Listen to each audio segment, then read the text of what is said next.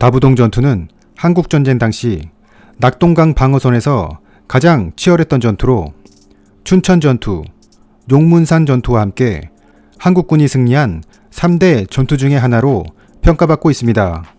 한국전쟁이 발발하자 국군은 북한의 강력한 공격에 무너질 수밖에 없었습니다. 북한군은 소련으로부터 탱크, 야포, 항공기, 차량 등 각종 중화기를 지원받으며 전쟁 준비를 지속한 반면 미국은 한국이 중화기를 갖게 되면 북침 공격을 할 수도 있다고 우려하여 소총과 기본적인 화기 이외에는 지원하지 않았고 일본으로 철수한 상태였습니다.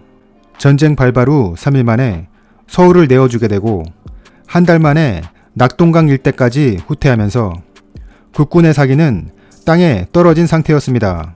물론 미국의 스미스 부대가 오산에서 전투를 하며 미국이 참전했음을 북한에 알렸지만 북한은 이를 무시하고 계속 공격을 하였습니다.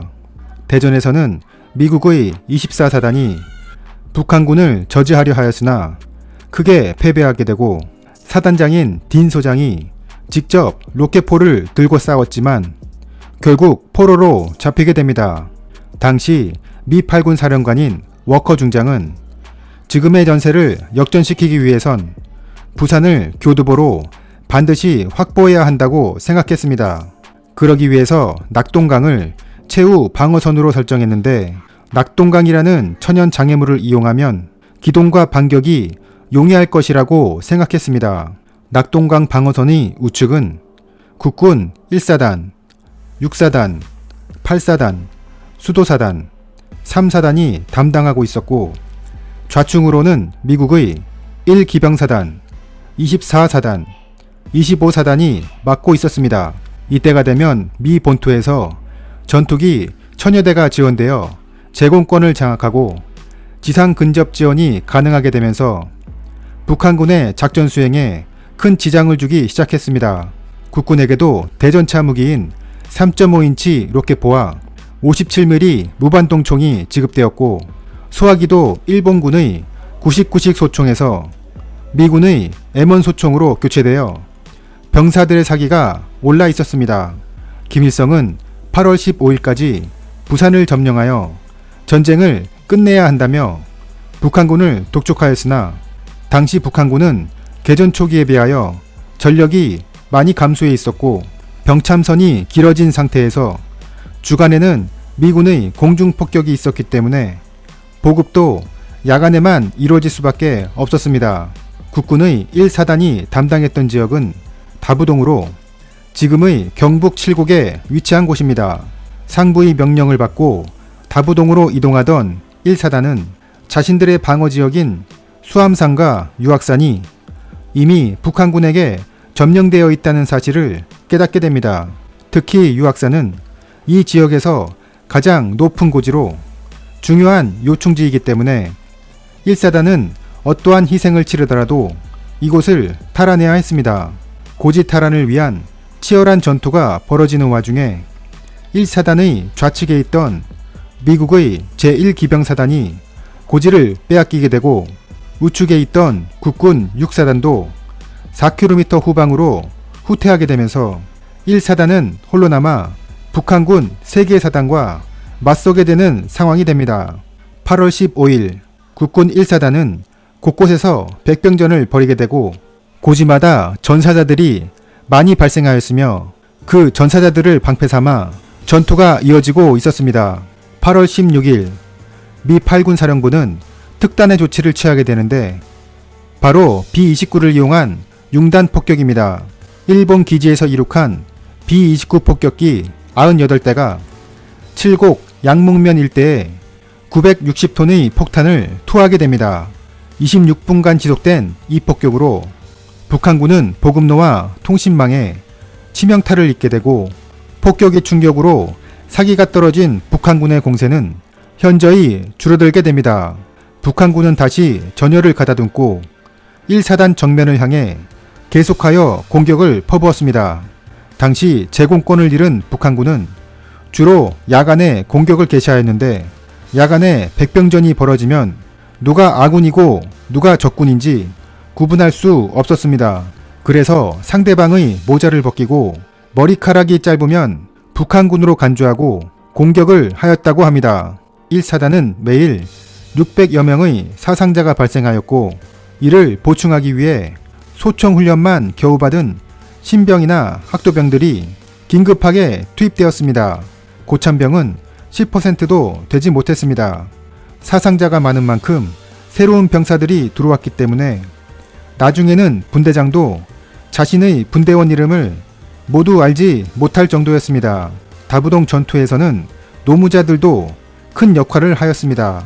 나이가 많아 군에 입대할 수 없었던 이들은 일개 대대에 50여 명씩 투입되어 지게로 탄약과 주먹밥을 고지로 나르고 부상병을 다시 후송해오는 역할을 하였는데 이들의 희생도 매우 많았습니다.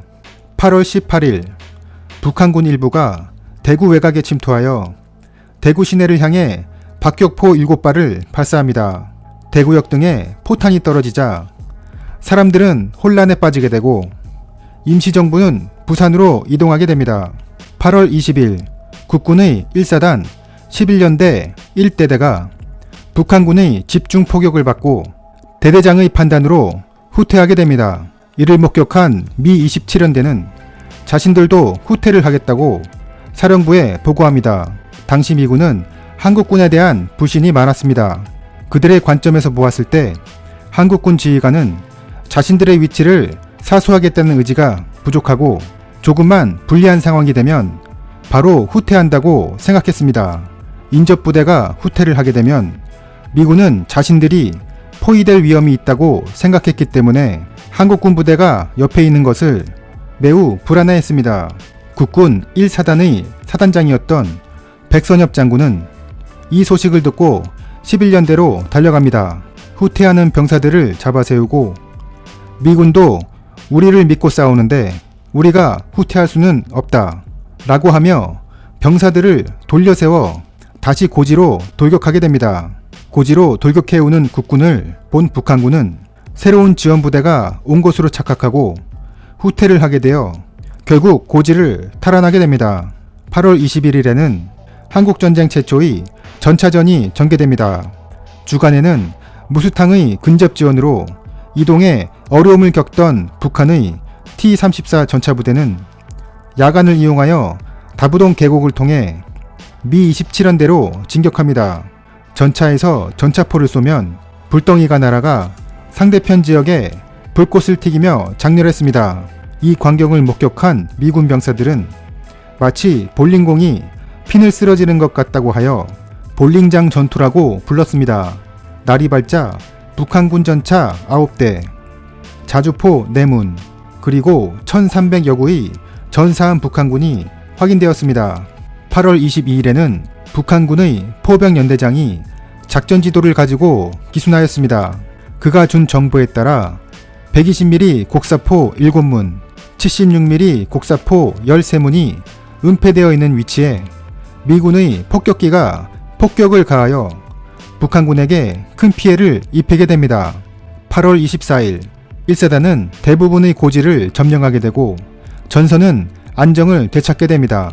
이 전투로 인해 국군은 2,300여 명의 전사자가 발생했고 북한군은 약 5,700여 명의 전사자가 발생했습니다. 그 당시 군적이 없었던 학도병과 노무자들의 희생까지 감안하면 희생자는 더욱 많았을 것으로 추정됩니다. 다부동 전투는 북한군의 공격을 저지하고 부산을 교두보로 확보함으로써 인천 상륙작전을 가능하게 했다는 의의가 있지만 무엇보다 미군에게 한국군의 승리에 대한 의지를 보여줌으로써 함께 싸울 수 있는 군대라는 인식을 심어준 전투였습니다. 이러한 한국군의 의지가 베트남의 월남군과 비교되는 부분이며 그렇기 때문에 미군의 도움을 받아 한국군은 한반도의 공산화를 막을 수 있었습니다. 이상으로 낙동강 전선의 최대 격전지 다부동 전투였습니다.